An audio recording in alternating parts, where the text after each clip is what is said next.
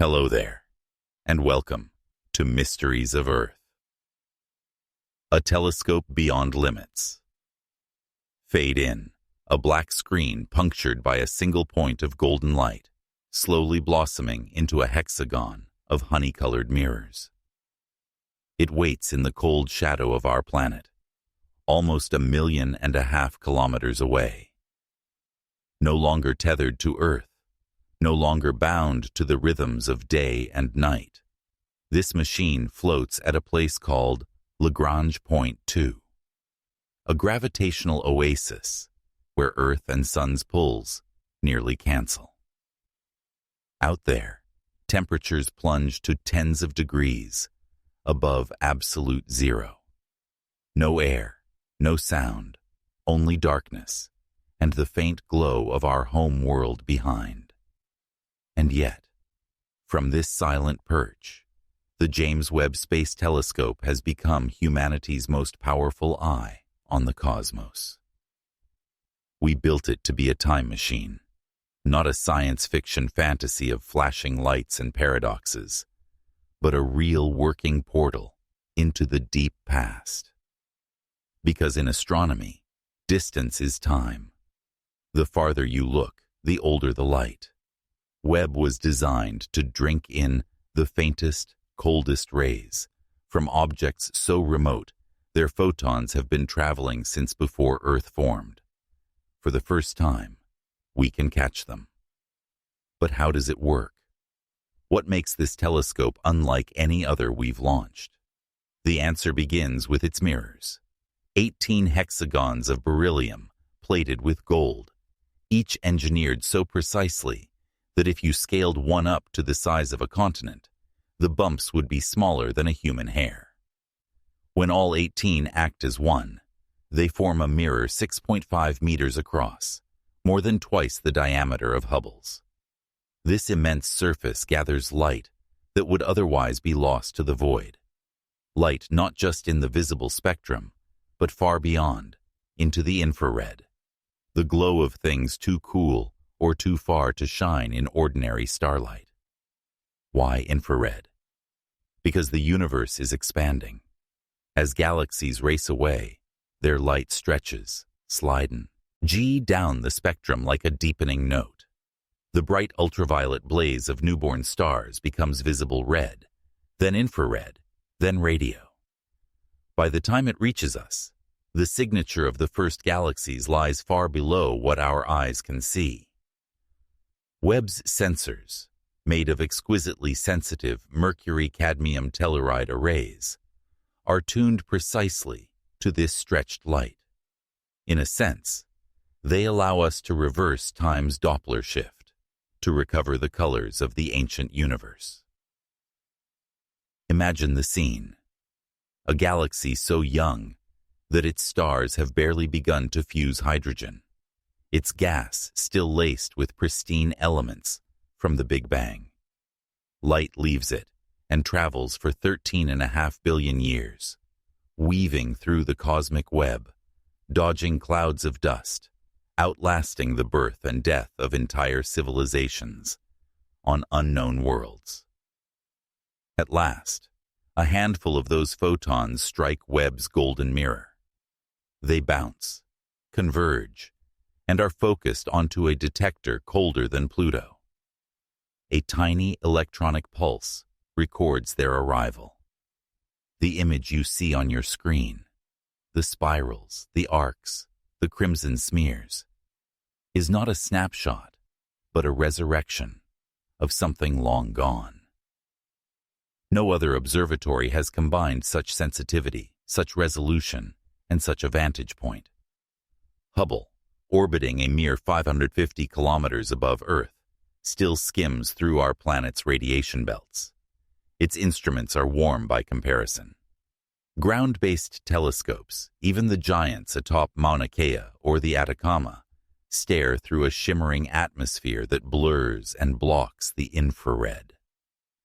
Webb, in contrast, floats in deep space, shaded by a 5-layer sunshield as large as a tennis court. Each layer thinner than a human hair, each reflecting heat away, until the telescope's heart cools enough that its own warmth won't drown out the signal of a galaxy billions of light years away. We tend to picture telescopes as simple tubes pointing skyward, but Webb is a shapeshifter. It launched folded inside an Ariane 5 rocket, a golden butterfly inside a cocoon. Only after release did it begin its complex ballet of deployments. Mirror wings swinging out, secondary support arms extending, sun shield membranes unfurling under tension. Any one of 344 separate mechanisms could have jammed. None did. Step by step, the telescope assembled itself like an origami spacecraft, in slow motion, until it became the gleaming machine we see today. From that moment, every image Webb returned has been a small revelation. Spiral galaxies, shimmering with clusters of newborn stars. Star-forming regions glowing like cosmic stained glass. Exoplanet atmospheres, betraying the faint chemical fingerprints of water, methane, even carbon dioxide. In less than 2 years, the telescope has upended decades of models. And yet we are still only scratching the surface. But this chapter isn't just about technical marvels. It's about perspective. For the first time, we are no longer limited to the visible, to the present. We are glimpsing the origin of structure itself, the first knots of gas that would one day become galaxies, clusters, and perhaps life.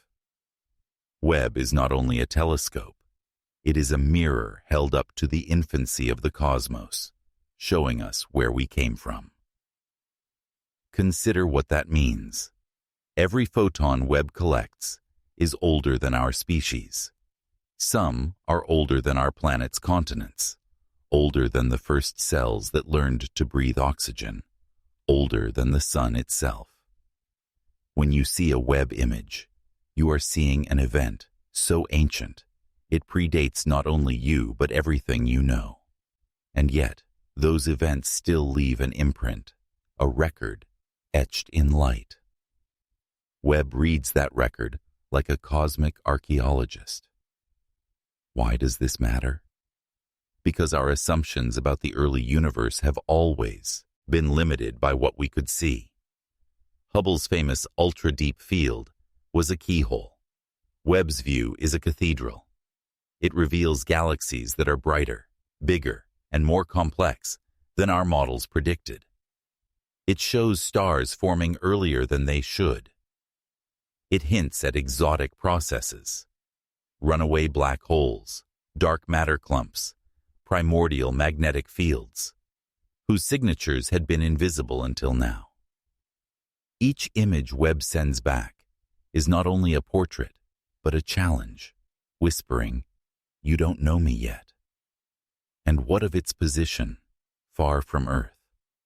That isolation is not just a technical requirement, but a symbolic one. Webb is out, where the noise of our planet fades, where the heat of the sun is muted, where it can listen to the faintest echoes of creation. In that cold darkness, its gold mirrors gleam like a watchful eye. Some engineers call it a machine. Some scientists call it an observatory. But perhaps, in a sense, it is a question made solid. A question hurled into space, waiting for the universe to answer. We often look at Webb's images and ask, what are we seeing? But an equally important question is, what are we not seeing? For every galaxy Webb reveals, how many remain hidden just beyond its reach, cloaked in dust, or redshifted beyond infrared? For every exoplanet whose atmosphere we probe, how many remain as yet invisible worlds circling faint stars? The telescope is powerful, but it is not infinite. It shows us enough to expand the mystery, not end it. Already scientists are planning even larger eyes. Interferometers spanning tens of kilometers in space. Giant segmented mirrors, chilled to near absolute zero. swarms of small telescopes acting as one. Webb is the first step on a long road, a road whose destination we can barely imagine. Perhaps one day we will have an instrument that can take a direct picture of a pale blue dot around another star, or watch continents shift on an exoplanet surface, or read the glimmer of artificial lights in a distant city. For now, Webb gives us the prologue. And so, as you look at its images, those kaleidoscopes of light and dust, remember where they came from. Remember the million-mile gulf, the silent gold mirrors, the sun shield trembling in cosmic cold. Remember that this telescope is not just a tool, but a bridge, connecting us to a time when the universe was young and everything familiar was still to come. Because what Webb is showing us is more than beauty. It is showing us that the story of the cosmos is larger, stranger, and more intricate than we thought. That our place in it is both humbling and exhilarating. That every answer opens a deeper question. The camera lingers on the golden mirror one last time. In its facets, distant galaxies sparkle like embers in a dark sea. And just beyond this chapter lies another mystery. Webb's first deep fields hinted at galaxies behaving in ways no model predicted, shapes and motions that defy our charts of cosmic evolution. In the next part of our journey, we'll follow those clues into the heart of the unexpected, where even the grandest assumptions about the universe begin to crack.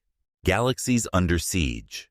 The cosmic owl, the screen fills with a Webb image, a glowing spiral smeared into a faintly owl-shaped blur, wisps of blue-white light streaming away like ghostly feathers. In the deep field of James Webb's golden eye, some galaxies look serene. Perfect spirals, graceful ellipses, glowing cores. But every so often you stumble upon a shape that seems torn from a dream. Threads of gas trail outward like tentacles. Star-forming knots glimmer at their ends like bioluminescent plankton. The galaxy at the center appears both alive and dismembered, caught mid-transformation. Astronomers call them jellyfish galaxies. One in particular, in Webb's first cluster survey, earned the nickname the Cosmic Owl. Its torn wings and twin luminous eyes seem to stare back across billions of years. What are we looking at? A creature being born, or one being devoured? In truth, both at once. Webb has given us not just a still photo, but a window into a cosmic drama where life and death, growth and destruction unfold together. In the Cosmic Owl, stars ignite even as gas is stripped away. Its tentacles glitter with nurseries, while its heart is starved.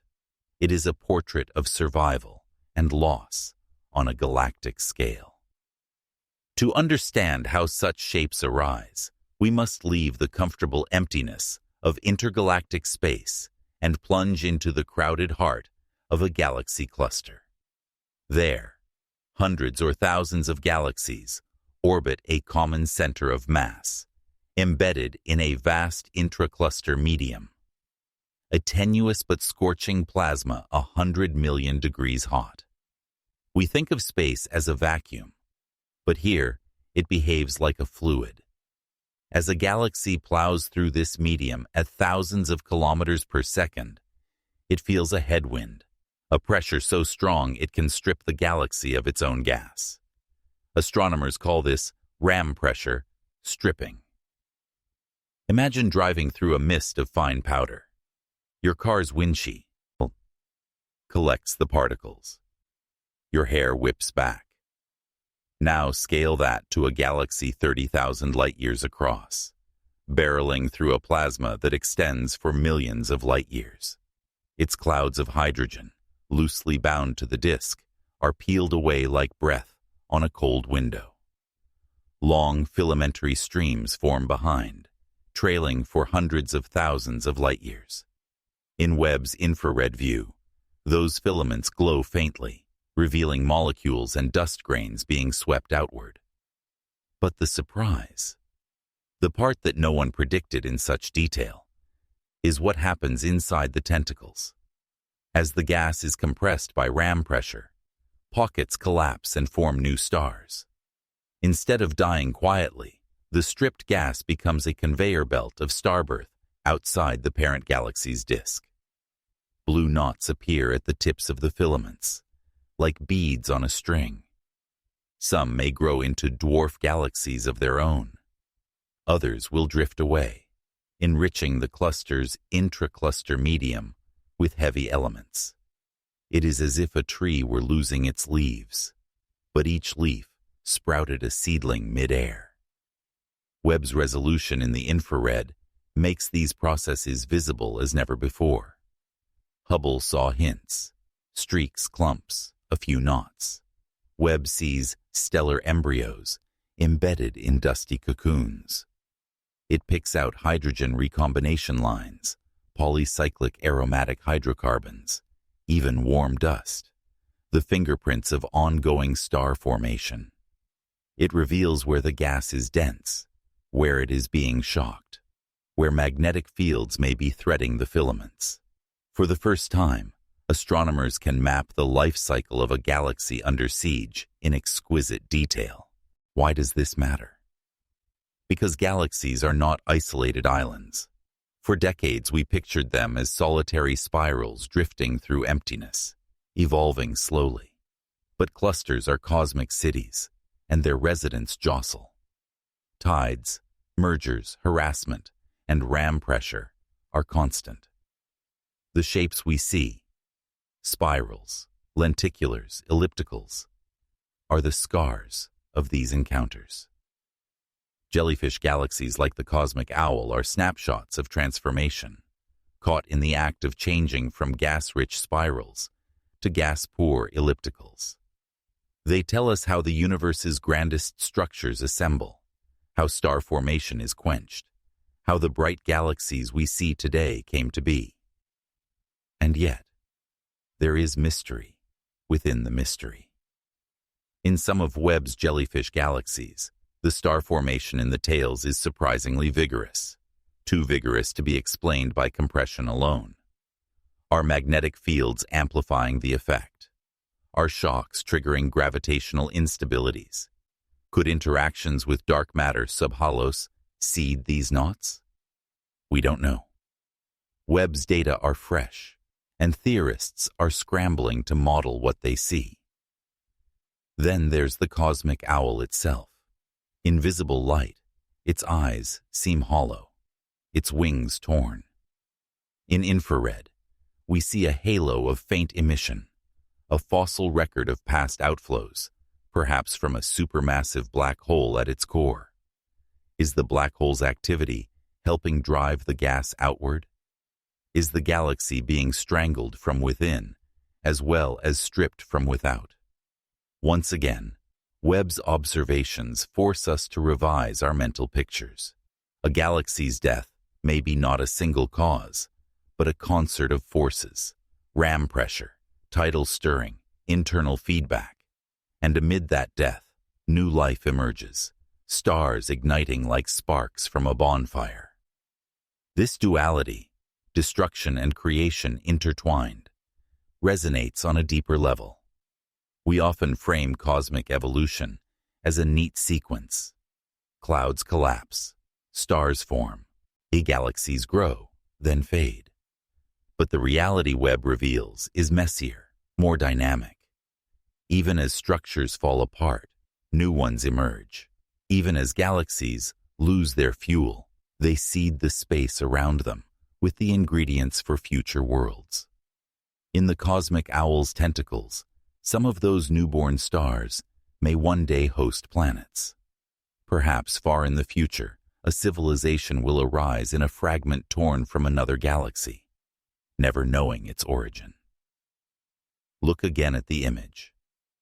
The owl's feathers are streams of gas thousands of light-years wide, traced by newborn stars. Its beak is a leading edge of compressed dust, glowing faintly red.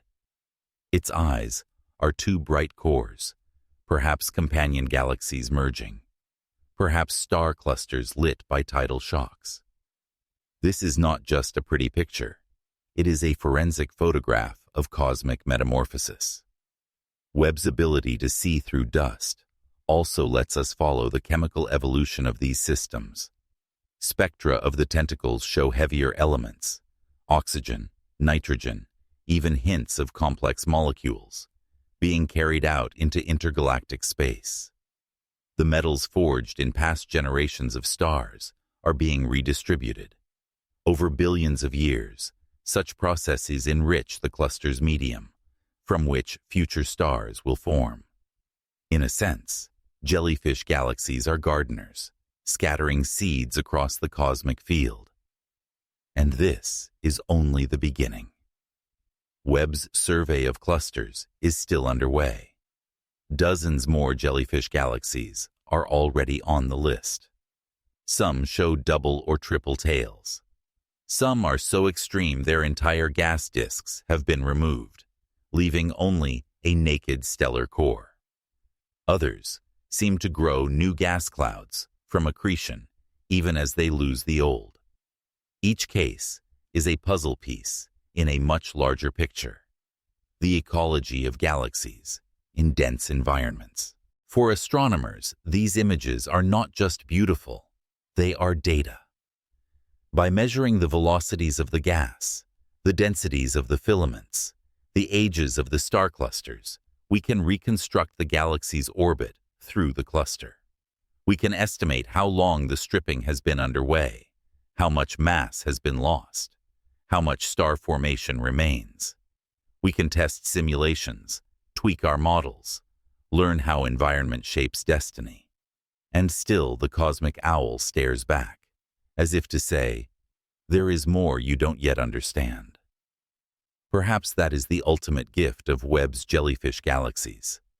They remind us that the universe is not static, not tidy. It is alive with processes we are only beginning to name. It offers up scenes so strange they look like creatures, myths, omens, cosmic owls, cosmic jellyfish, inviting us to read stories into the stars. And behind those stories lies real physics, real history, the interplay of gravity, plasma, magnetic fields, and time. The camera lingers on the owl's filaments, drifting like ghostly feathers in the dark. If the first chapter of this journey showed us Webb as a telescope beyond limits, this second has shown us what those limits reveal. Galaxies caught in the act of transformation, feeding and dying, birthing stars in their own unraveling tales. But this is only a single thread in a much larger tapestry. Webb's deep fields are uncovering not just individual oddities, but patterns, hints of hidden populations, unseen structures, and perhaps even new kinds of matter shaping the cosmos.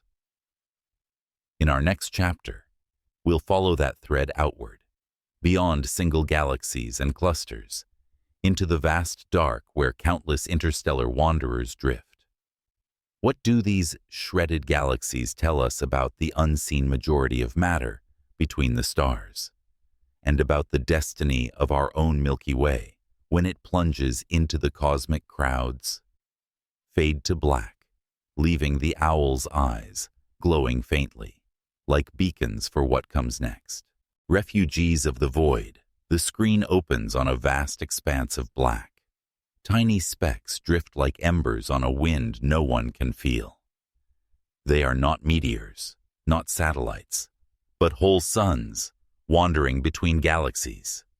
We tend to picture the universe as a map of islands, galaxies separated by gulfs of darkness, each holding its own stars like grains of sand glued together by gravity. Yet James Webb's vision has begun to erode that neat mental picture. When its infrared eyes stare into the depths between galaxies, faint pinpricks appear where nothing should be. Streams of light snake across intergalactic space. Clusters of newborn stars glimmer like wayward fireflies. These are not mistakes. They are refugees. Refugees of what? Of violence, of tidal tearing, of the invisible pressures that strip galaxies bare. We are discovering that the space between galaxies is not empty, but littered with the cast-offs of cosmic upheaval. Stars, gas clouds, even whole star clusters that have been torn from their homes and set adrift. In the void, they drift silently, carrying with them the chemical stories of their lost parent galaxies, like message bottles tossed into a dark ocean. It starts in the crowded cities of the cosmos, galaxy clusters. There, thousands of galaxies orbit within a common halo of dark matter. Their paths intersect, their edges brush. Invisible tides stretch them. Shock waves buffet them. As a spiral galaxy plunges through the cluster's superheated plasma, its loosely bound gas is stripped away. But tides do not discriminate. Stars, too, can be flung outward by gravitational slingshots. The combined effect creates long, faint streams known as stellar tidal tails and intracluster light. For decades, we saw only hints of these structures. Webb's sensitivity now shows them as sprawling spider webs glowing faintly in the dark. Think of a harbor after a storm, full of debris. Mud, seaweed, boats torn from their moorings. Now scale up to millions of light years. The debris are stars, gas clouds, even infant star clusters still wrapped in their natal cocoons. Some trails stretch 1,000,000 light years or more, curling like smoke from an unseen fire. Each one marks the path of a shredded galaxy, a slow-motion catastrophe we are only now able to trace. The word refugee is not poetic license. These objects are literally homeless. A star born in a galaxy feels the collective gravity of billions of companions. That gravitational well shields it from external tides. But once stripped, it drifts in the cluster's shallower potential, belonging to no single system. Its nights are infinitely dark. No galactic disk rises on its horizon. It circles the cluster's center like a leaf in a whirlpool, destined perhaps never to be recaptured. Astronomers call these stars intra-cluster stars. Webb's deep fields show that they are not a rare exception, but may rival or exceed the stellar mass of some entire galaxies. And then there are the gas clouds. When ram pressure peels a galaxy's interstellar medium away, it forms filaments tens of thousands of light years long. Compressed by shocks and turbulence, some of these filaments collapse into new stars outside any galactic womb. Webb sees the glow of hydrogen, the signature of ongoing star formation, along such trails. In effect, the cluster becomes a giant star-forming factory, using stripped material as raw feedstock. The result is a new kind of stellar population, stars born stateless, never orbiting within a galaxy, shining in the emptiness between tall. Most astonishing are the compact star clusters forming at the tips of tidal tails. These look like miniature galaxies, bright knots of a few million stars. Some will disperse. Others may remain bound and wander the void as orphan clusters. Over billions of years, they could seed the cluster's periphery with little stellar islands. We used to think globular clusters were ancient relics of galaxy formation. Webb hints that new ones are still being born, forged by violence and exile. Why does this matter? Because these refugees are records. Each carries chemical fingerprints of its birthplace. The ratio of heavy elements, the ages of its stars, the dust composition of its clouds. By studying them, astronomers can reconstruct the histories of galaxies long since cannibalized. They are like fossils scattered across a battlefield, telling stories of empires that rose and fell. The void between galaxies is a library written in drifting suns. Webb's infrared vision makes this library legible. Invisible light, intracluster stars are dim ghosts lost in sky glow. In the infrared, cool red giants stand out. Dusty star-forming knots glow brightly. Webb can map their distribution, measure their spectra, and even estimate their velocities relative to the cluster. Already patterns are emerging, streams converging like rivers into a delta, shells of stars marking past collisions, faint arcs betraying the gravitational fingerprint of dark matter, subhalos. The cluster is not a static city, but a living organism, digesting its residents and reshaping itself with every encounter. On human timescales, these processes are glacial. A tidal tail may take 1 billion years to form. A star cluster may drift for eons before dispersing. But Webb's deep time vision compresses that into a single frame, like catching multiple stages of migration in one photograph. We see the stripped gas still glow wing from star formation. We see older stars already dispersed into the intracluster medium. We see the galaxy core, now a husk, still tumbling along its orbit. It is a time-lapse of cosmic exile. And as always, there are surprises. Some stripped gas clouds seem to grow denser as they drift, as if accreting from the cluster medium instead of dissipating. Could they form new dwarf galaxies in intergalactic space? Could some even survive to fall into other galaxies, delivering fresh gas and triggering new starbursts? The boundary between destruction and creation blurs. The void may not be an ending, but a gestation chamber for future structures. This has implications far beyond cluster ecology.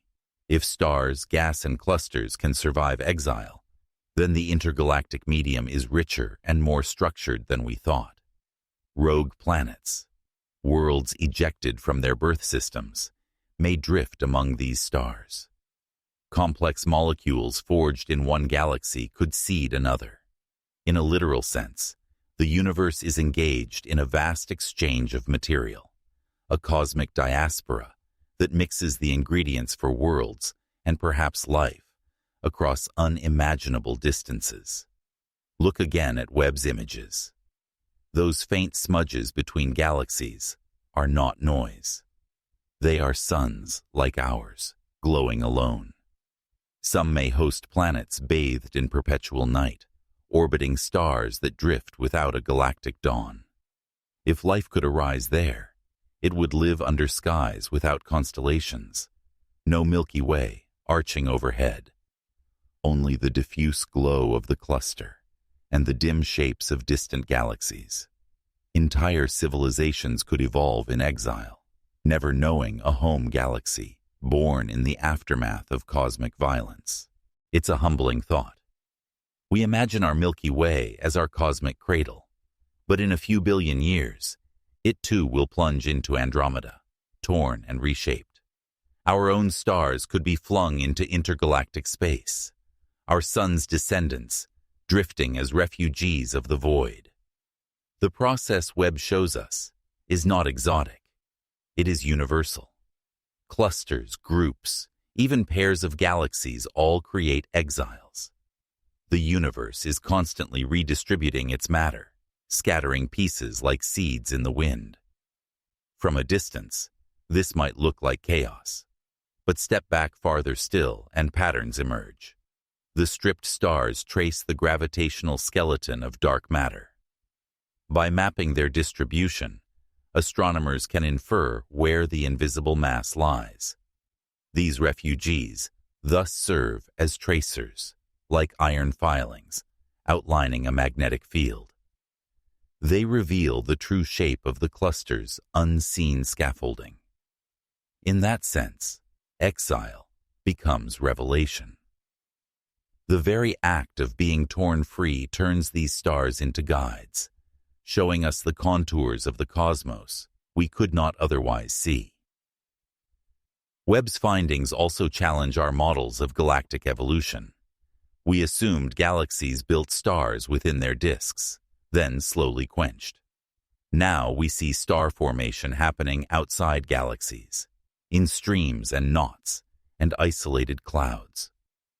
We assumed star clusters formed only in galactic environments. Now we watch them form in the void. The neat categories blur. Perhaps some of the globular clusters orbiting our Milky Way were born not with us, but in someone else's tidal tail billions of years ago, captured during past mergers. Our own sky may be sprinkled with relics of ancient exiles. There is a haunting beauty to these images. Stars scattered like pollen, gas filaments glowing like auroras, clusters drifting like lanterns on an invisible current. They evoke migration, loss, resilience, themes as old as life itself. We see in them echoes of our own history, peoples uprooted, cultures carried across oceans, seeds of life spreading to new worlds. The cosmos, it seems, also migrates. The camera glides through a Webb deep field, lingering on faint streams of light between galaxies. In the previous chapter, we witnessed individual galaxies under siege, tentacles trailing, stars igniting amid destruction. Here we have zoomed out to see the aftermath, the long journey of the cast-offs, the refugees of the void. Yet this is still only part of the story. These exiles do not drift in a neutral vacuum. They move through a cosmic ocean whose currents are shaped by something far stranger, the unseen mass and energy that dominate the universe. In our next chapter, we'll follow those invisible currents into even deeper mystery. What hidden populations of objects wander between the stars, unseen but numerous, carrying the chemical signatures of countless worlds? And what might their presence tell us about the galaxy's true nature? Impossible chemistry. The scene opens on a glittering field of infant galaxies. Their light is faint, red-shifted by cosmic expansion, yet within it lies an impossible signature. Elements that should not exist so soon after the Big Bang. For decades, our cosmic timeline seemed solid. First, the Big Bang, a flash of primordial simplicity, producing only hydrogen, helium, and a trace of lithium. Then, hundreds of millions of years later, the first massive stars, the fabled population 3 stars, lived fast, died violently, and seeded the universe with heavier elements. Only after this first round of enrichment, so the textbooks said, could galaxies form planets, carbon-based molecules, and perhaps life. James Webb's deep infrared eyes have begun to rewrite that timeline. In the faint glow of some of the earliest galaxies, it sees fingerprints of carbon, oxygen, and nitrogen, the building blocks of life, appearing far earlier than our models ever allowed. It is as if someone found traces of iron tools in the Stone Age, or fossils of mammals in a layer where only fish should swim. Something about cosmic history is happening faster, richer, more explosively than we imagined. How could this be? How could star systems only a few 100 million years old already host heavy elements? The puzzle is not just semantic. It strikes at the heart of how matter transforms across cosmic time. How a featureless plasma becomes a universe capable of chemistry, planets, and ultimately us. To grasp the shock, we need to step back and think about metallicity, astronomers' term for the fraction of a star's mass that isn't hydrogen or helium. In our Sun, about 2% of the mass consists of metals, everything from carbon and oxygen to iron and uranium. That may not sound like much, but it's enough to build planets and life. The first stars, by contrast, were expected to have atollicities of essentially zero. Only after they went supernova would subsequent generations inherit heavier elements. In this picture, enrichment is gradual. The cosmic dawn should be a time of chemical poverty. But Webb spectrographs show young galaxies whose light contains absorption lines of carbon and oxygen far stronger than expected. In some, the metallicity seems comparable to much later galaxies, as if the universe sprinted instead of walked from simplicity to complexity. We are witnessing impossible chemistry. Population 3 stars are at the heart of this mystery. These were the giants of the early universe, massive, hot, and short-lived. Because they formed from pristine hydrogen and helium, they could grow to hundreds of solar masses, burning their fuel in a few million years, before collapsing into black holes or exploding as titanic supernova. Those explosions should have seeded space with the first heavy elements. But the process takes time. For Webb to see carbon and oxygen already abundant means either population 3 stars formed and died in astonishing numbers very quickly, or something even stranger happened. One possibility is hyper-efficient enrichment. Perhaps the first stars were so massive and so unstable that they blew out heavy elements almost instantly, enriching their surroundings in a single cosmic heartbeat. Another is that we're seeing the fingerprints of processes we barely understand. Exotic supernova channels, rapid mixing, or even the mergers of black holes and neutron stars spraying elements into space. The early universe may have been a far more violent chemical factory than our models assumed. Webb's data hint at a kind of cosmic alchemy running ahead of schedule. In some infant galaxies, oxygen abundance appears not just detectable, but surprisingly high. Nitrogen, which usually requires multiple stellar generations, is present too. Nitrogen is a key ingredient for amino acids and DNA bases, the chemistry of life. What we're glimpsing is not just early star formation, but early potential for habitability, the raw materials for biology appearing almost as soon as stars exist to forge them. This revelation forces us to reconsider the timeline of everything. Planet formation, the emergence of complex molecules, even the potential for life elsewhere. If heavy elements arise quickly, rocky planets could form much earlier than we thought. The universe may have been fertile far sooner, perhaps hosting worlds and oceans when the cosmic background was still glowing faintly red. We could be the latecomers, not the pioneers. The camera pans across a Webb spectrum, dark lines etched on a glowing band of infrared light. Every line tells a story. A dip at 500.7 nanometers, doubly ionized oxygen. A bump at 658 nanometers, hydrogen recombination. But when those lines appear in galaxies at redshift 10 or beyond, less than 500 million years after the Big Bang, the story becomes one of speed, of frantic transformation. We're reading a cosmic diary, where the first entries are already complex, as if a child's scribble turned to poetry overnight. And yet, mystery breeds humility. These are early results. Spectra at the edge of detection, models stretched to new regimes. Perhaps some of the lines we attribute to oxygen belong to something else. Perhaps our assumptions about stellar populations are flawed. That's the beauty of exploration. The data arrive first, the explanations later. Webb is not just a telescope.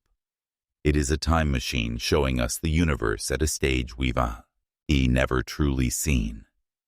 No wonder the chemistry looks impossible. We're glimpsing processes that built everything. the implications ripple outward.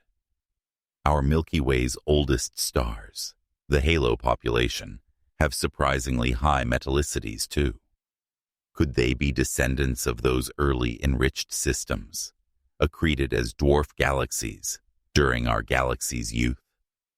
Could some of the carbon in our bodies have been forged, not in countless slow generations, but in a primordial frenzy of giant stars long before Earth existed? When you trace the origin of your own atoms, you may be tracing a path back to those impossible first furnaces. Another intriguing thread is the connection between rapid enrichment and black holes.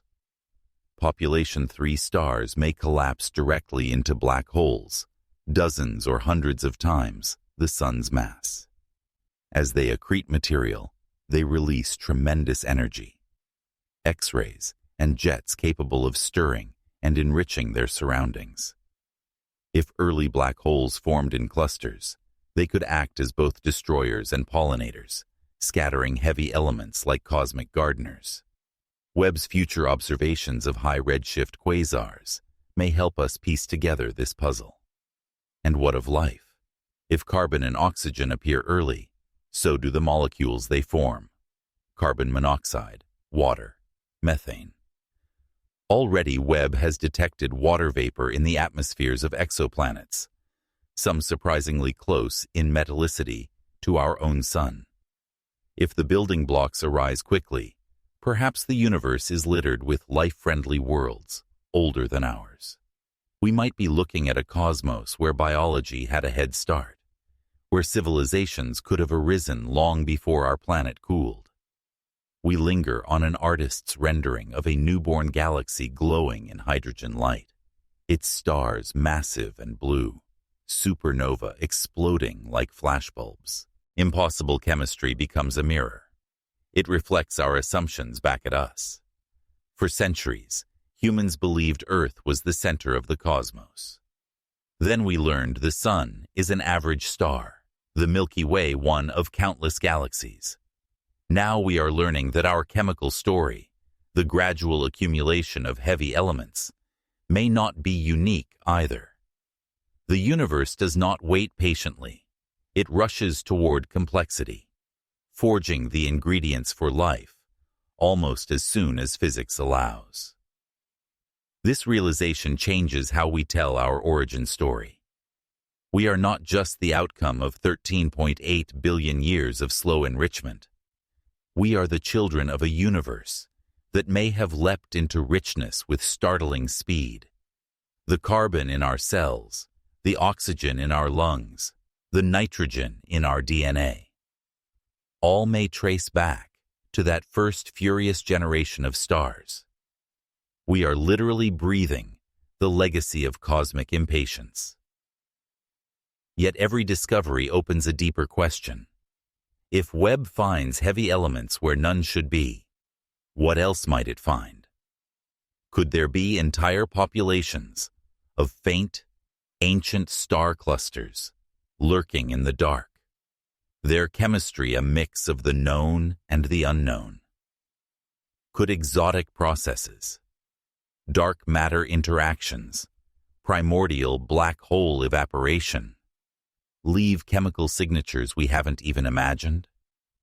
Impossible chemistry might be our first hint of an even stranger physics underlying the early universe. The music softens. A single bright line on a spectrum pulses like a heartbeat. In the previous chapter, we watched galaxies torn apart, their stars cast adrift as refugees of the void. Here we have turned inward to the very atoms of those stars and found a different kind of exile. Elements born before their time, defying the schedule written in our models.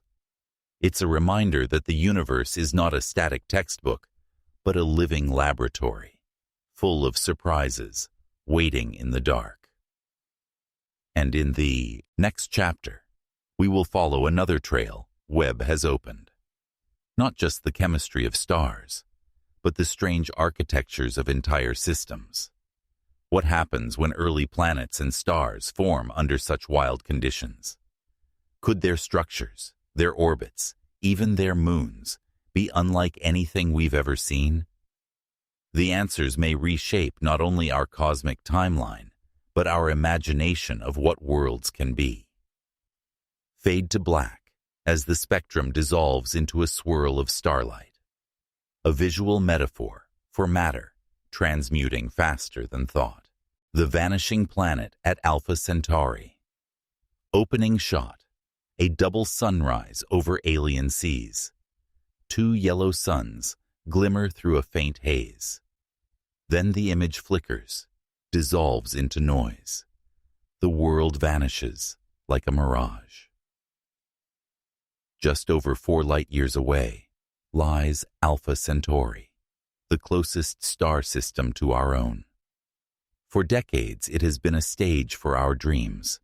Twin suns, a red companion, and perhaps worlds orbiting in that warm light. If there is anywhere that could harbor a second Earth, surely it would be here. So when, a few years ago, astronomers announced hints of a planet circling one of Alpha Centauri's stars, headlines proclaimed a new dawn. At last, our nearest neighbor might host a world. And then, it disappeared. Not the star, but the evidence. Data that once seemed clear, blurred into ambiguity. The supposed planet slipped through our instruments like a ghost. One moment it was there, the next gone. What happened? Was the discovery mistaken? Was the planet always an illusion? Or are we glimpsing something stranger? A world unlike any we've ever seen, playing hide and seek just beyond our reach. To understand the mystery, we must first understand the stage. Alpha Centauri is not one star, but 3. Alpha Centauri. A star very much like our Sun, Alpha Centauri b, slightly smaller and cooler, and far out on a 500-year orbit, the dim red dwarf Proxima Centauri. Together they form a gravitational ballet, 2 bright suns orbiting each other, while a faint third circles distantly. The gravitational tides are complex, the spaces between are unsettled, yet planetary orbits are not impossible. In fact, we already know Proxima Centauri hosts at least one small planet. The intrigue has always been the bright pair. Could a planet circle either A or B, bathing in sunlight almost identical to ours? In 2013, a team announced evidence for a planet roughly Earth mass around A, Alpha Centauri b. The detection came not from images, but from radial velocity, measuring the tiny wobble of the star as an unseen companion tugs it back and forth. The signal was faint, just a few centimeters per second, at the edge of instrumental capability. But it repeated. It looked real. For a moment, the dream came alive. Then came reanalysis. Other teams scrutinized the data, modeling stellar activity, instrumental noise, and the blending of light from A and B. The signal faded. What had been a planet became a question mark. By 2015, most astronomers considered the detection spurious. The vanishing planet had vanished. And yet, the story did not end. New instruments arrived. The European Southern Observatory's espresso spectrograph, capable of unprecedented precision, adaptive optics on large telescopes teasing apart the 2 stars' light. The Webb Space Telescope, staring at the system's ultraviolet glow. Each search yields tantalizing hints. Dips in brightness, subtle wobbles, flickers of infrared emission. Never enough for certainty, always enough to keep the hope alive. So what are we dealing with? A false positive or a real planet playing tricks. One possibility is an extreme orbit. Perhaps a planet does circle Alpha Centauri b, but on an elongated, inclined path. Its gravitational pull would not produce a clean, regular wobble, but a shifting, intermittent one. Depending on where it is in its orbit, the signal could fade below detection and then return years later. Imagine a dark companion swinging close in, then retreating far out, cloaked in starlight glare. Another possibility is a dust cloud or debris disk. Some observations show excess infrared light around the stars, the hallmark of warm dust. In a system with two suns, dust can clump into transient structures, like clouds drifting across a beam of light. From our distance, such a cloud might mimic the signature of a planet, then disperse, leaving nothing. We would be chasing a mirage of cosmic weather. A third idea: we caught a still-forming world. Planets do not pop into existence fully formed. They grow from swirling disks of gas and dust. In the chaotic environment between two suns, such growth could be erratic. Clumps might coalesce and then shear apart. The signals we saw could have been a protoplanet, an embryo of rock and gas, that failed or shifted, or is still cocooned in its birth cloud, dimming its visibility. And then there's the fourth possibility, the one that keeps imaginations alive. Something we've never seen before. A co-orbiting binary planet? A swarm of Trojan worlds sharing an orbit? A dark object with a huge ring system, its signal changing as the rings tilt? Or even an artificial megastructure, a mirror, a sail, a beacon? The odds are long, but the mystery is real enough to leave the question open. When nature surprises us, it often does so in ways no one predicted. The camera pulls back, showing Alpha Centauri's twin suns gleaming through drifting clouds of dust. In truth, the vanishing planet teaches us as much about our methods as about the stars. Detecting Earth-sized worlds around sun-like stars at 4 light-years is like spotting the flutter of a butterfly's wings from across an ocean. Our instruments are only now reaching that sensitivity. Stellar activity, star spots, flares, granulation, can mimic planetary signals. Even the gravitational tug of the two stars on each other complicates the picture. Every measurement is a detective story. Yet our detective tools are evolving fast. The James Webb Space Telescope can observe Alpha Centauri in the infrared with exquisite detail, hunting for heat signatures of warm dust or giant planets. Future missions like LUVOIR or HABEX propose to block the starlight entirely with star shades, imaging Earth-like worlds directly. We are on the cusp of seeing not just hints, but actual pictures. Worlds are not lined up like streetlights waiting to be counted. They are complex, shifting, dynamic. And our instruments, as powerful as they are, still see only fragments. We must learn patience, humility, and persistence. The music softens. A close-up of Alpha Centauri's twin stars blurs into a double heartbeat on a graph.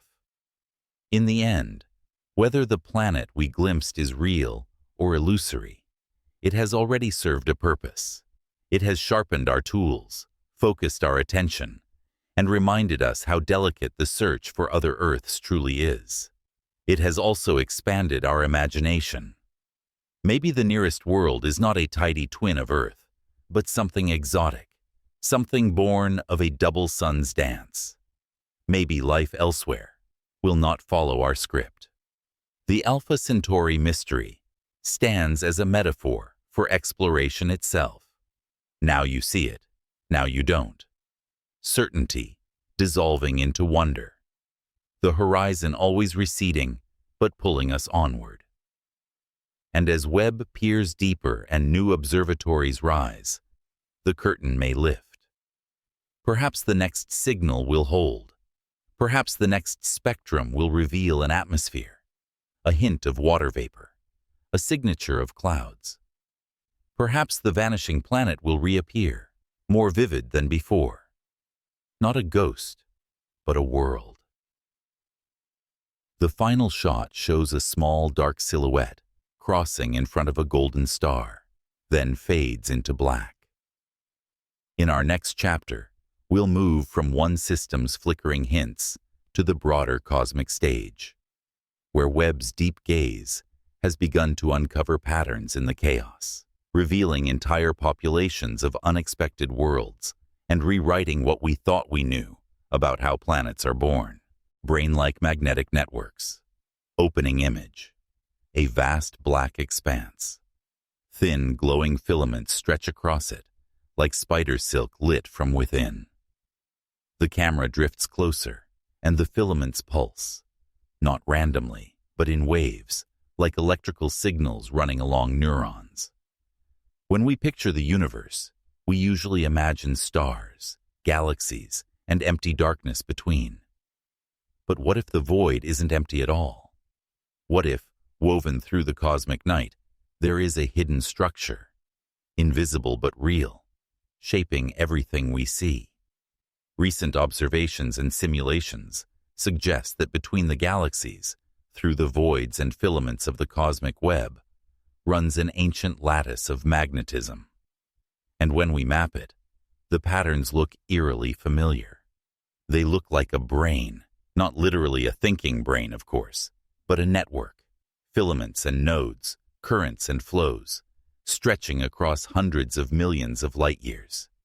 It is as though the universe, in its earliest moments, imprinted a grand design into space itself, a neural-like scaffold on which galaxies and clusters would later grow. Where does this hidden magnetism come from? And how could something so faint and intangible shape the grandest structures in existence? To answer that, we must begin at the largest scale humans have ever contemplated, the cosmic web. Astronomers use that phrase to describe how matter is distributed in the universe. Rather than being spread evenly, gas and dark matter form filaments and sheets separated by enormous voids. At the intersections of these filaments sit the galaxy clusters, cosmic cities where hundreds or thousands of galaxies congregate. Between them stretch the filaments, vast highways of thin gas and dark matter, connecting one cluster to another. If you could step back far enough, the pattern would resemble lace or foam. Or, if you've ever looked at a microscope slide of brain tissue, something uncannily similar. For decades, these filaments were known only from simulations and the gravitational pull they exerted on galaxies. They were too tenuous to see directly, but new instruments, including the James Webb Space Telescope, sensitive radio arrays, and X-ray observatories, are beginning to light them up, revealing faint glows of hydrogen gas and whispers of magnetism that thread the void. Those magnetic fields are not like the one guiding a compass on Earth. They are far weaker, measured in nanogauss instead of Gauss, but they extend for millions of light years. And unlike a simple bar magnet, these fields twist, swirl, and reconnect. In computer simulations, they form a labyrinth of loops and currents. When the maps are overlaid on the cosmic web, the effect is uncanny. Filaments of magnetism running along filaments of matter, nodes of concentrated field at galaxy clusters, like synapses in a vast intergalactic brain. Where could such magnetism come from? The leading theories fall into two camps. One suggests a primordial origin, that during the first fractions of a second after the Big Bang, phase transitions in the hot plasma seeded tiny magnetic fields. As the universe expanded, those seeds stretched with it, faint but pervasive. Later, as gas collapsed into galaxies and clusters, those fields were amplified and tangled. The other camp suggests a galactic origin, that magnetic fields generated by young galaxies, through supernova explosions, stellar winds, and jets from black holes, leaked into intergalactic space and spread along the filaments, like ink seeping through paper. Over billions of years, the individual contributions merged into a cosmic-scale network. Either way, the result is the same, an invisible skeleton connecting the largest structures we know. And this skeleton isn't passive. Magnetism affects how gas moves, how it cools, how it collapses into stars. In some simulations, magnetic fields act like cosmic traffic lights, slowing or redirecting flows, preventing gas from falling too quickly or funneling it into jets. They may even help determine the spin of entire galaxies. Cut 2. A simulation of a galaxy cluster forming. Streams of gas flow along filaments into the center, glowing as they compress. Magnetic field lines arc and twist like glowing vines, guiding the inflow. Think about that. We usually tell the story of galaxy formation as if gravity and dark matter do all the work. But what if magnetism, faint, overlooked, pervasive, has been quietly shaping the cosmos all along? What if the reason some galaxies form spirals, while others form giant ellipticals, isn't just random merging, but the influence of a hidden magnetic hand? On Earth, magnetism is intimately tied to electricity and motion. In our brains, electrical impulses flow along neurons, creating tiny magnetic fields. In our technology, magnetic fields store information, shape beams, confine plasma. When astronomers compare maps of the cosmic web to neural networks, they're not just noticing a visual similarity. They're seeing two systems built on flows and connections. One is microscopic and wet. The other is cosmic and rarefied. But both are networks, and both evolve according to underlying rules. Of course, the cosmic web isn't literally thinking. There's no evidence of consciousness in intergalactic space. Yet the analogy is powerful. It forces us to reconsider how we see the universe, not as isolated islands of matter in empty nothingness, but as parts of a connected system. In some sense, galaxies are like neurons, exchanging matter and energy along filaments, their formation influenced by the larger pattern. This view also opens new questions. Could the hidden magnetic fields carry cosmic rays and charged particles across vast distances, linking regions of space in ways we hadn't imagined? Could they act as memory of cosmic history, preserving information about the early universe in their twists and strengths? And if magnetism guided galaxy formation, might it also influence where life can arise by affecting the chemical evolution of gas clouds before stars are even born? The camera pans from a glowing filament to a star-forming region deep inside a galaxy. Magnetism's fingerprints appear at every scale. In molecular clouds where stars form, magnetic fields thread through the gas, resisting collapse in some places and channeling it in others. In galaxies, fields align along spiral arms, shaping the flow of interstellar material. In clusters, fields drape around moving galaxies like invisible nets, slowing their passage and stripping their gas. Now, for the first time, we're glimpsing those same fields stretching far beyond, into the intergalactic medium. The instruments doing this are themselves feats of human ingenuity.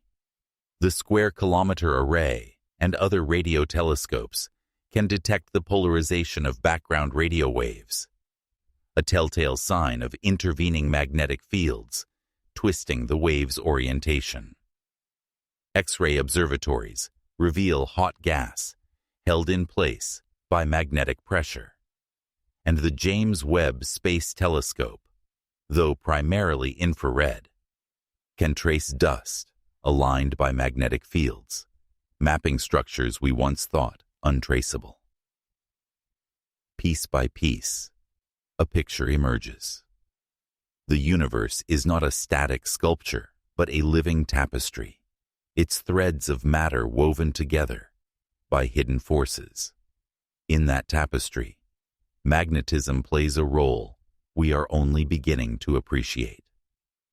Slow zoom out. The filaments of the cosmic web overlaid on a human brain scan. The two images merge and dissolve into starlight.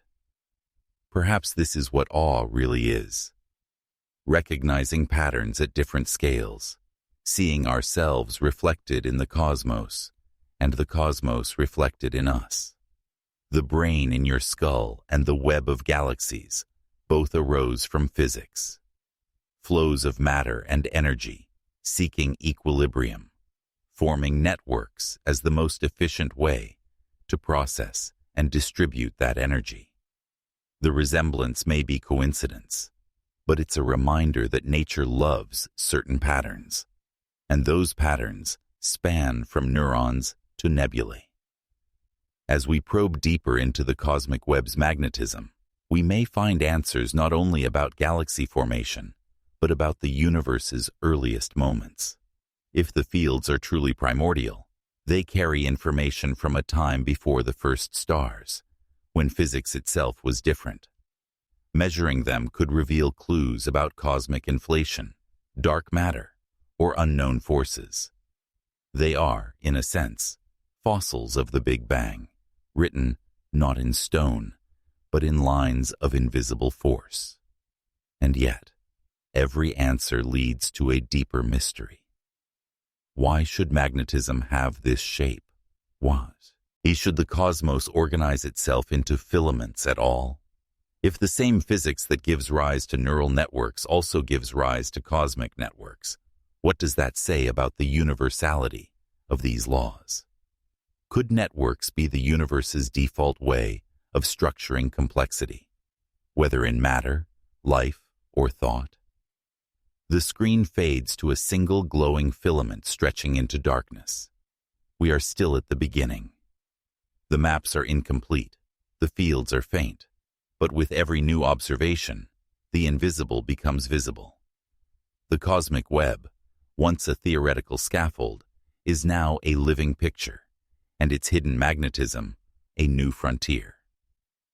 In the next chapter, we'll journey from these vast magnetic highways into the even more elusive territory of interstellar messengers, objects flung between stars that may carry samples of countless worlds, hinting at a hidden galactic population we are only just beginning to detect. Dark matter's hidden violence. Opening image. A serene spiral galaxy floating in black space. As the camera drifts closer, the scene warps. Stars appear stretched into faint arcs, like scratches on glass. Invisible hands seem to be pulling the galaxy apart. For decades, dark matter has been cast as the silent partner of the cosmos. It doesn't glow, doesn't shine, and, so we were told, doesn't interact except through gravity. It was the cosmic glue, passively holding galaxies and clusters together, while the luminous matter did the dazzling dance of star formation and supernova. But what if that picture is wrong? What if the glue has claws? The James Webb Space Telescope and its supporting observatories have begun to expose a disturbing new side to the universe's shadowy majority. In deep fields and gravitational lensing surveys, astronomers are seeing signs of invisible forces, not just holding galaxies together, but tearing them apart, warping their stars into ghostly spider webs, stripping clusters of their cores, and leaving trails of shredded starlight across intergalactic space. The headlines call it dark violence. And it may mean dark matter is far more active and far stranger than we ever imagined. Ghost trails in the starlight. Our first clue came not from bright explosions, but from subtle disruptions. When Webb peers deep into galaxy clusters, its unmatched resolution reveals streams of stars curling away from their hosts. These aren't normal spiral arms or tidal tails from known mergers. They're too faint, too extended, sometimes stretching hundreds of thousands of light years into the void, like ethereal cobwebs. Astronomers call them stellar streams. Their shapes, density, and distribution don't match what ordinary gravitational tides alone can produce. Imagine walking through an ancient ruin and finding claw marks where there should be smooth stone. Something unseen has passed through here, leaving scars. In some clusters, entire dwarf galaxies appear shredded, their stars smeared into luminous filaments without a visible culprit. In others, the dark matter halo inferred from gravitational lensing looks offset from the luminous galaxy, like a ghost body separated from its visible shell. These anomalies suggest not a gentle glue, but an active sculptor, pushing, pulling, even heating the material we can see. The standard picture cracks. For years, cosmologists have relied on the cold dark matter model. In it, dark matter is made of slow-moving particles that interact only gravitationally. This model explains the large-scale structure of the universe beautifully: the cosmic web, the distribution of galaxies, the acoustic peaks of the cosmic microwave background. But on smaller scales, inside galaxies and clusters, the model has always strained. Simulations of cold, dark matter produce dense, cuspy centers in galaxies, yet many real galaxies have flat cores. Simulations predict more satellite galaxies than we observe. And now, Webb's exquisite detail is revealing still stranger discrepancies. Long, delicate streams of stars, abrupt asymmetries, galaxies with missing or displaced dark halos. Something doesn't fit. It's as though we've been watching a shadow play on the wall, assuming the puppets are simple, when in fact, there's an entire hidden drama happening behind the curtain. What could dark matter be doing? Several possibilities compete to explain the dark violence. Self-interacting dark matter. Instead of being perfectly collisionless, dark matter particles might nudge, scatter, or even stick to each other through a hidden force. Over cosmic time, these interactions could redistribute mass, smoothing cores, and displacing halos from the visible galaxies they envelop. Dark heating and drag. As galaxies orbit within clusters, self-interactions could slow their dark halos relative to their stars, pulling the two components apart. This would leave the stars trailing behind or splaying outward, the spider web patterns Webb is seeing. Dark sector physics. Some models predict that dark matter is not one particle, but a whole hidden dark sector, with its own forces, radiation, or even dark atoms. Collisions, shocks, or phase changes in this sector could inject energy into halos, producing phenomena that mimic cosmic violence. Exotic alternatives, modified gravity, primordial black holes, or entirely new forms of matter could also contribute to the strange lensing maps and disrupted streams. Each idea challenges the neat simplicity of the old picture. Each implies that the unseen 85% of the universe may be dynamic, structured, and rich with hidden interactions. A cosmic detective story. The beauty of Webb's observations is that they turn this from speculation into a solvable mystery. By mapping stellar streams, lensing arcs, and the offsets between dark and luminous components across many systems, astronomers can test which models match reality. Already, some simulations of self-interacting dark matter reproduce the Webb-like trails surprisingly well. Others predict distinctive signatures, like halos with holes or colliding streams, that Webb and future observatories can look for. It's a bit like forensic science at a crime scene. Visible stars are chalk outlines. The gravitational lensing is a faint fingerprint. The hidden dark matter is the suspect, and the telescope is our magnifying glass, revealing details we never noticed before. Spiderwebs of disrupted stars. One of Webb's most striking images shows a galaxy in a cluster whose stars have been drawn out into nearly radial filaments, a spoked wheel of light drifting in the void. Traditional tides couldn't do this without a visible companion, but simulations of dark matter with mild self-interactions can. In that scenario, as the galaxy plunges through the cluster's dark halo, its own dark halo lags behind, like a parachute. Freed from their invisible anchor, the stars overshoot, stretching into spidery arms. Multiply that by billions of years and thousands of galaxies, and you get a hidden form of cosmic weather, a slow, invisible storm shaping the architecture of clusters and streams. We're only just beginning to see the debris. Rethinking dark matter's role. If dark matter does have hidden interactions, its role in cosmic history must be rewritten. Instead of a passive stagehand, it becomes an active participant, stirring gas, influencing star formation, heating or cooling halos, maybe even affecting the conditions for life indirectly. It could set the timing of when galaxies form stars, how they merge, and which structures survive. And there's an even stranger implication. If dark matter can interact with itself, could it also, rarely, faintly, interact with us? Experiments on Earth have long sought direct detection of dark particles with sensitive underground detectors. So far, nothing. But a self-interacting dark sector might not behave like the simple weakly interacting particles those experiments were designed for. We may have to invent entirely new ways of looking, a universe alive with unseen forces. Step back and imagine the cosmic web again, the filaments we saw in the last chapter, threaded with magnetic fields.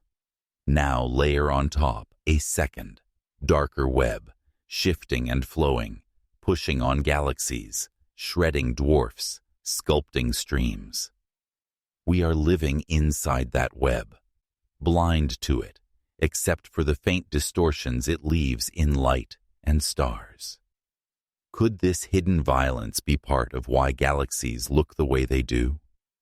Could it explain why some are graceful spirals and others chaotic smudges? Could it be a key to understanding the missing satellites, the cores of dwarfs, the curious shapes of stellar streams? Every observation hints that the answer is yes. But with every hint comes a new question. What if the dark sector is as rich and varied as the visible one? What if, while we've been studying ordinary matter and life, an entire dark ecosystem has been evolving unseen, its currents and collisions shaping the stage on which cosmic history plays out? The human connection.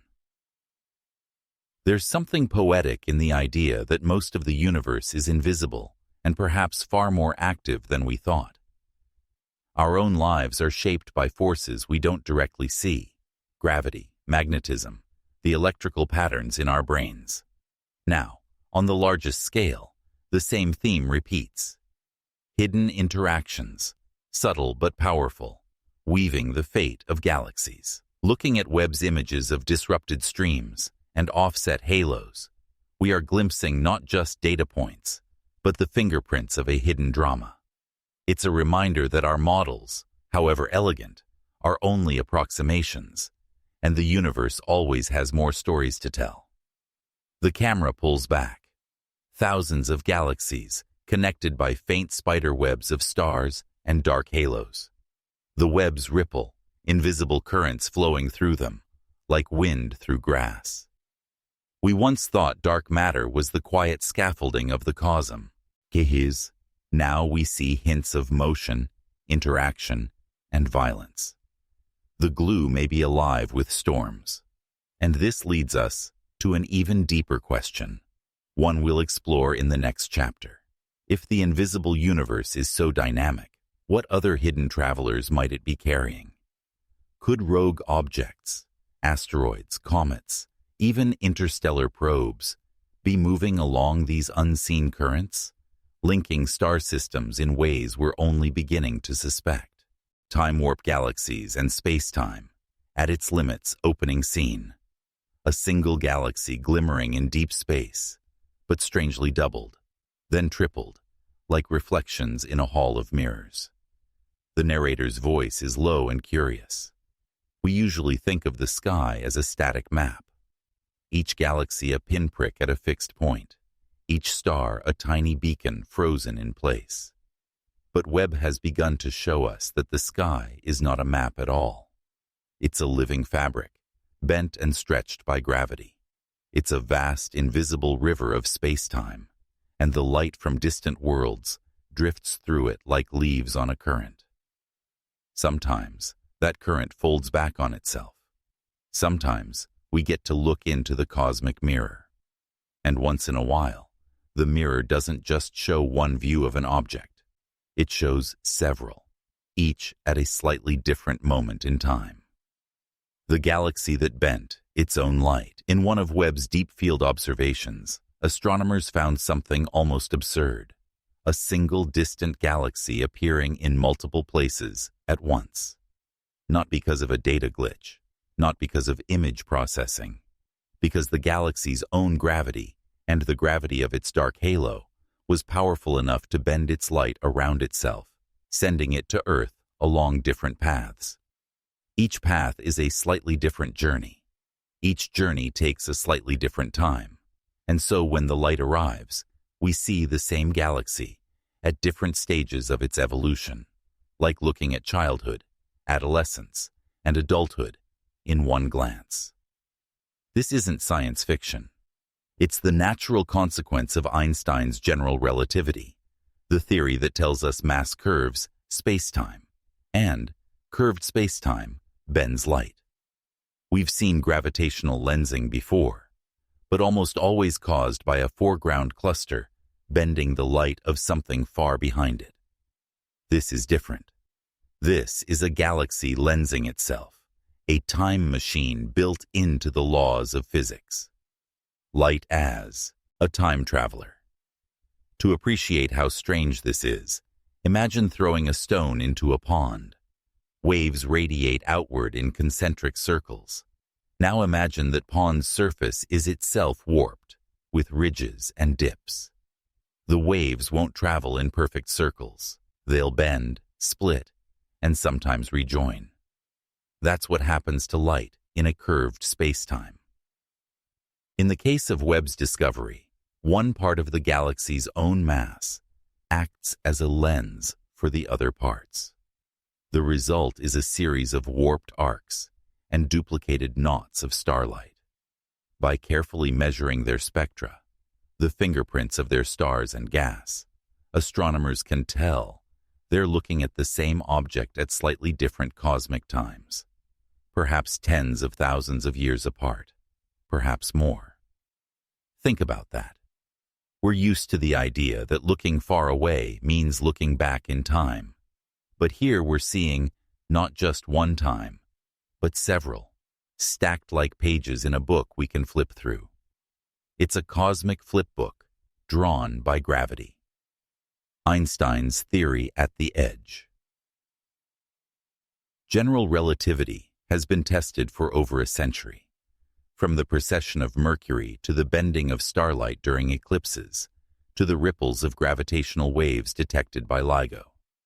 But these self-lensing galaxies push the theory into a regime it was never originally designed for: small, high-density systems bending their own light across cosmological distances.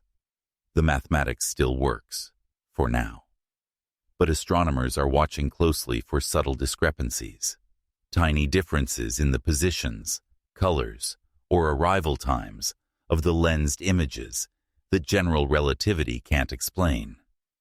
If they find such differences, it could be our first empirical hint of how gravity behaves when it brushes up against quantum scales, where the smooth fabric of space-time may break into something granular, foamy, or entirely unexpected. Could a self-lensing galaxy be our laboratory for gravity? Could we use these natural time machines to test ideas that until now existed only on chalkboards, natural experiments in space-time? On Earth, we build particle accelerators to smash matter and reveal its hidden parts. In space, nature sometimes does the experiment for us. A galaxy acting as its own lens is like a built-in interferometer, splitting and recombining beams of ancient light. The arrival times of those beams can, in principle, reveal not just the galaxy's mass distribution, but the very propagation speed of gravity, or the imprint of exotic particles moving through the lensing region.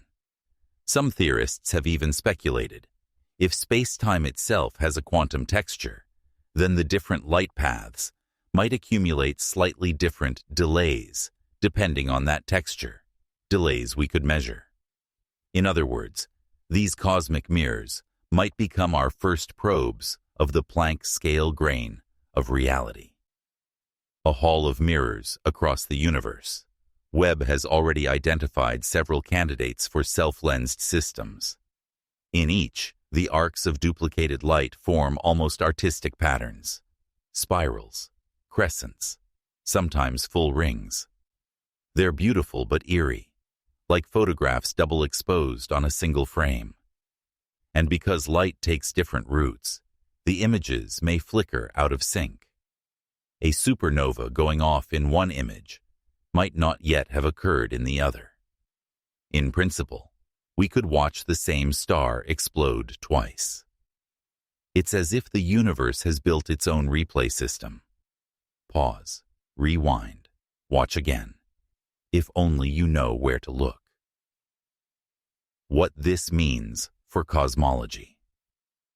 For cosmologists, these systems are gold mines.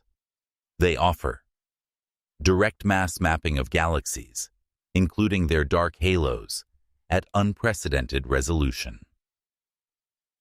Time delays that can measure the expansion rate of the universe, the Hubble constant, with exquisite precision. Tests of fundamental physics by comparing predicted and observed image properties.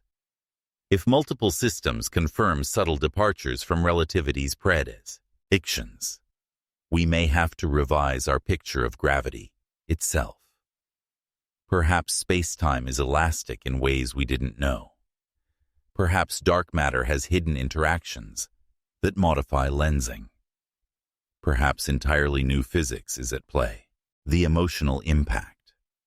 But beyond the science, there's something profoundly human about looking at a galaxy and seeing its past and present simultaneously. It's a reminder that time isn't a straight arrow, it's a landscape. And in rare moments, nature lets us stand on a ridge high enough to glimpse several valleys at once.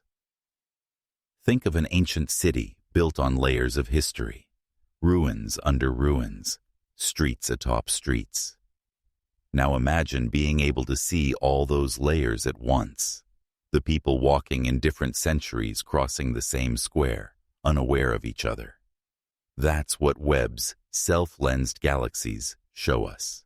Multiple epochs coexisting in one image: gravity, quantum reality, and us. As we push deeper into these mysteries, we're forced to confront questions at the heart of physics. Is gravity truly a classical field, smooth and continuous? Or is it an emergent phenomenon, woven from quantum threads like a tapestry? Why does space-time sometimes behave like glass, sometimes like water, sometimes like a mirror? And there's another question, perhaps more unsettling. If space-time can fold back on itself to show us multiple times at once, what else might it be capable of? Could wormholes or shortcuts, once relegated to science fiction, be hiding in plain sight, too subtle for us to recognize yet? Could the cosmos have built natural laboratories, not just for gravity, but for time travel itself? Standing at the edge, right now, our best theories still hold. General relativity predicts what we see, and quantum gravity remains an untested dream. But the cracks are there, the anomalies, the flickers, the whispers of a deeper layer of reality. And Webb is not done. With every new survey, every deeper field, we may find more of these time-warp galaxies, each one a natural experiment, each one a chance to test the edge of space-time, each one a hint that the universe is far stranger than our textbooks say. The camera drifts out from the Hall of Mirrors galaxy to show dozens, hundreds of warped arcs across the sky. Soft music swells, a mixture of wonder and unease. We began with a simple question. Can we see farther? Webb answered yes, and in doing so, showed us that farther also means earlier, stranger, less certain. The cosmos is not a static backdrop. It's an active laboratory, bending and folding itself into experiments we are only just learning to read. And as we decode those experiments, we may discover that the laws of nature we thought were fixed are more like clues, breadcrumbs leading us deeper into the forest. Stellar cannibals and cosmic alchemy, soft, suspenseful music. A point of light swells on screen, a seemingly ordinary star. But the camera zooms closer, revealing a faint spiral of glowing gas feeding into it like a whirlpool. Opening. Predators in the sky. We grow up thinking of stars as solitary, steady, noble furnaces, glowing patiently for billions of years, giving light and warmth to any worlds that orbit them. But Webb's infrared eyes have shattered that romantic image. Beyond the veil of dust, the telescope has uncovered something far stranger. Stars as predators, stars as hunters, stars devouring their own companions in slow, luminous violence. They are not rare curiosities. They are common, even fundamental to the cosmic story. What does it mean when the very beacons of the night sky turn out to be cannibals? Infrared vision of a hidden feast. Most of these events were invisible to our previous telescopes. Gas and dust from the doomed companion usually cloak the scene, hiding the drama in opaque veils. Webb's infrared sensitivity pierces that cloak.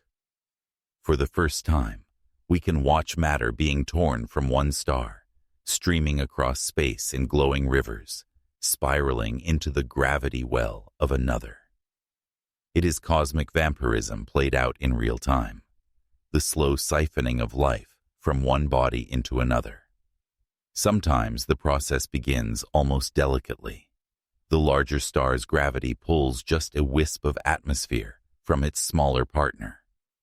But as the orbital dance tightens, the flow accelerates, becoming a torrent, then a full-blown accretion disk, a spinning halo of superheated plasma, glowing brighter than the stars themselves. And when that disk crosses a critical threshold, the story turns catastrophic. From feeding frenzy to detonation, in some systems, the cannibalism ends with a flash.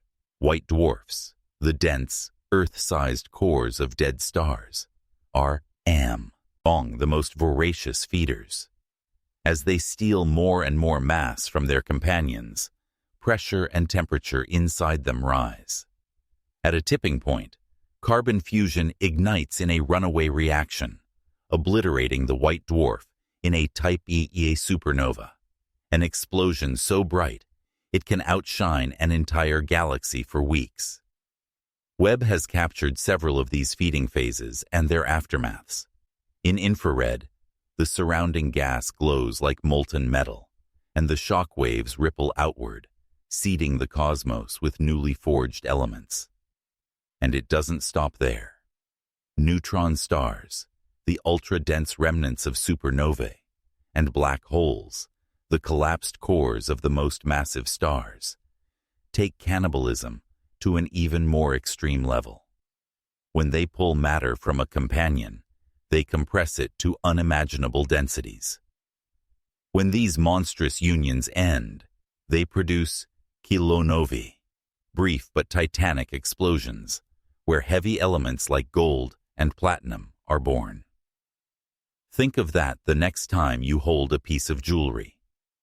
The gold on your finger, the platinum in your electronics, was forged in a feeding frenzy between two dead stars, billions of years ago, in a flash of light powerful enough to outshine entire galaxies. Cosmic alchemy at work. This is the true cosmic alchemy. Medieval alchemists dreamed of turning lead into gold. The universe does something grander. It turns the ashes of stars into the building blocks of planets, oceans, and life. We once believed supernovae alone made the heavy elements. Webb's infrared gaze has shown us the missing chapters: violent mergers, failed mergers, and prolonged feeding episodes that scatter heavy elements far and wide. Without stellar cannibalism, the universe would be poor in carbon, oxygen, nitrogen, iron, everything you and I are made of. In a sense, our own existence is the legacy of stellar predators. Life is possible because stars don't always play nice. Chains of cause and effect. But Webb's observations reveal an even deeper pattern. These cannibal events don't just enrich space. They reshape whole neighborhoods. Shock waves from kilonovae can trigger or quench star formation across light years. Newly minted heavy elements seed molecular clouds, influencing the types of planets that form later. Entire galactic ecosystems may hinge on how common or rare these cannibalistic episodes are. So the universe isn't just a stage where isolated stars live and die. It's an interconnected arena where the violence of one system reverberates through many others. And now, for the first time, we're seeing the threads of that web. A gallery of exotic survivors. Webb has also caught glimpses of failed cannibalism, systems that began the feeding process, but were disrupted before the final explosion. The remnants are bizarre.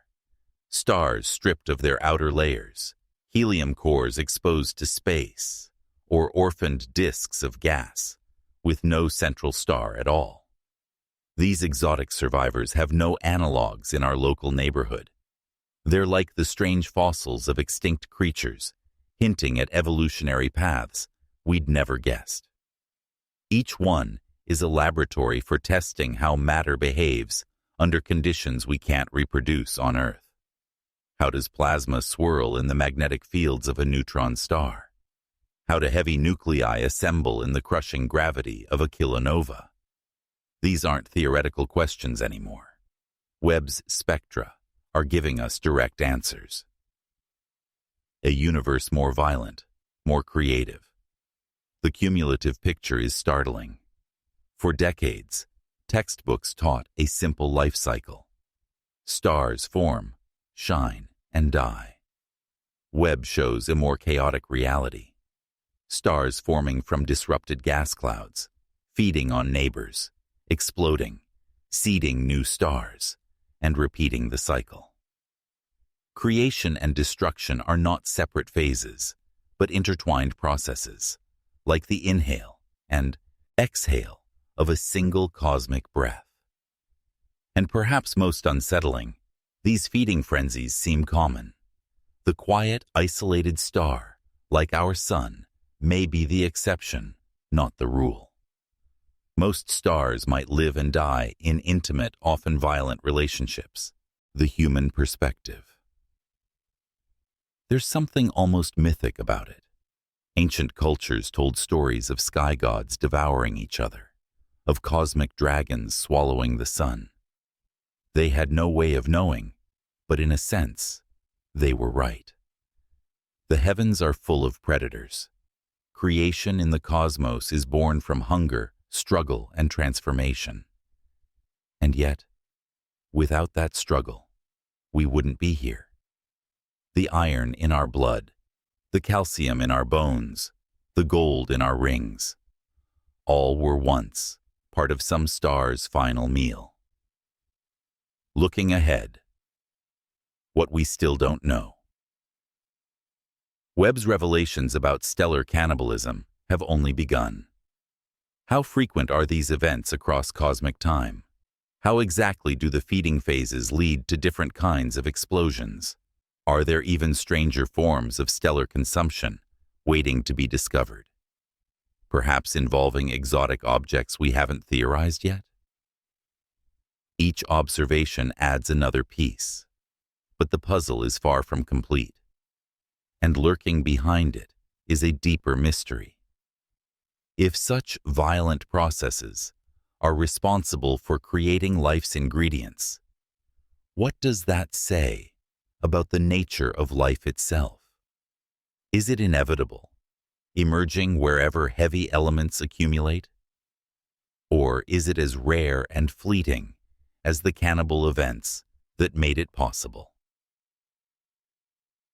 Closing transition. The camera drifts back from the feeding star system. Streams of glowing gas spiral inward like ghostly ribbons. In the background, whole galaxies glimmer, each hiding countless similar dramas. We began this chapter by asking what happens when stars turn predator. Webb has shown us that their violence is also our inheritance. We are the children of stellar cannibals, shaped by cosmic alchemy. And yet the telescope's most disturbing revelations may still lie ahead. Because if stars can devour each other, what might entire universes do? Cracks in reality. The black hole universe. Low, tremulous music. A Webb image fades in. A deep field mosaic of thousands of galaxies. Slowly, the camera zooms through the scene until the galaxies distort, like reflections on rippling water. Opening. The shiver beneath the cosmic fabric.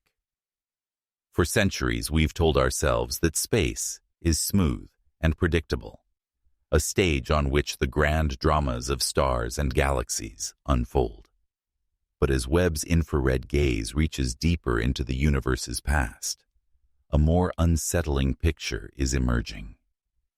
Hints of a fabric fraying at its edges, whispers of phenomena that shouldn't exist at macroscopic scales, subtle cracks in reality. What if the void itself is alive with structure? What if the universe we see is only a thin film floating on something stranger still? Quantum foam gone wild. In quantum theory, empty space is never truly empty. It seethes with fleeting particles and energies. A quantum foam, bubbling in and out of existence at scales so small, we could never hope to observe it directly. At least, that was the assumption. Yet Webb's extreme sensitivity has revealed patterns in lensing, light travel times, and background fluctuations that some theorists interpret as the foam bleeding upward, manifesting on cosmic scales. Subtle distortions in the light of distant galaxies, tiny, consistent anomalies in how their spectra line up. Could we be glimpsing the quantum underpinnings of reality itself? The scaffolding beneath space-time? If so, the implications are staggering. The foam may not be confined to the microscopic world. It may sculpt the large-scale structure of the cosmos, like invisible currents shaping the drift of icebergs. Threads of an ancient lattice. Other anomalies point to something equally exotic: cosmic strings. These hypothetical filaments, thinner than an atom but longer than galaxies, are thought to be relics of the universe's birth, cracks frozen into space-time during phase transitions just after the Big Bang. Webb's ultra-precise maps of gravitational lensing show faint, linear distortions, like scratches on glass, cutting across background galaxies. No known mass distributions explain them cleanly. Could these be the long-sought strings? If so, we're not just seeing matter. We're seeing space-time itself knotted, torn, and stitched. The empty void becomes a vast cosmic loom, and we, unknowingly, are woven into its pattern. Vacuum decay, the false calm, but perhaps the most unnerving hint, comes from the physics of the vacuum itself. The vacuum is not just emptiness, it's a field with energy. Our universe might be sitting in a false vacuum, a metastable state that could, in principle, collapse to a lower energy reality. If that happened, the laws of physics would change instantly and catastrophically, sweeping away everything we know at the speed of light. Pure speculation? Mostly. But Webb's infrared surveys of early galaxies show variations in fundamental constants that some teams cautiously interpret as possible signatures of changing vacuum states over time. A cosmic tremor in the very bedrock of reality. If the vacuum can shift, what we call laws of nature may be temporary local rules. We're living in a fragile bubble, its walls thinner than we ever dreamed. The black hole universe. Hypothesis. And then there's the idea so audacious, it feels like science fiction, that the entire universe might be the interior of a black hole. Black holes curve space-time so strongly that they create one-way boundaries, event horizons. From the outside, nothing escapes, but from the inside, space-time can continue indefinitely. Some cosmologists propose that every black hole births a new universe on the other side of its horizon. Our Big Bang, then, would be the flip side of some parent black hole's collapse. This wild notion finds strange echoes in Webb's deepest fields. The distribution of mass, the expansion rate, and the horizon structure of our universe all mirror, mathematically, what you'd expect if you were living inside a giant black hole. If true, the stars overhead aren't just sprinkled across a neutral backdrop. They're suspended inside a colossal gravitational womb. Our entire cosmos could be the ultimate offspring of collapse. A black hole turned inside out. Models on shifting ground, these ideas remain speculative, but the pattern is clear. The deeper we look, the more our neat models tremble. Newton gave way to Einstein. Einstein may one day give way to something richer, where quantum foam, cosmic strings, vacuum instability, and black hole cosmogenesis are different facets of one underlying reality.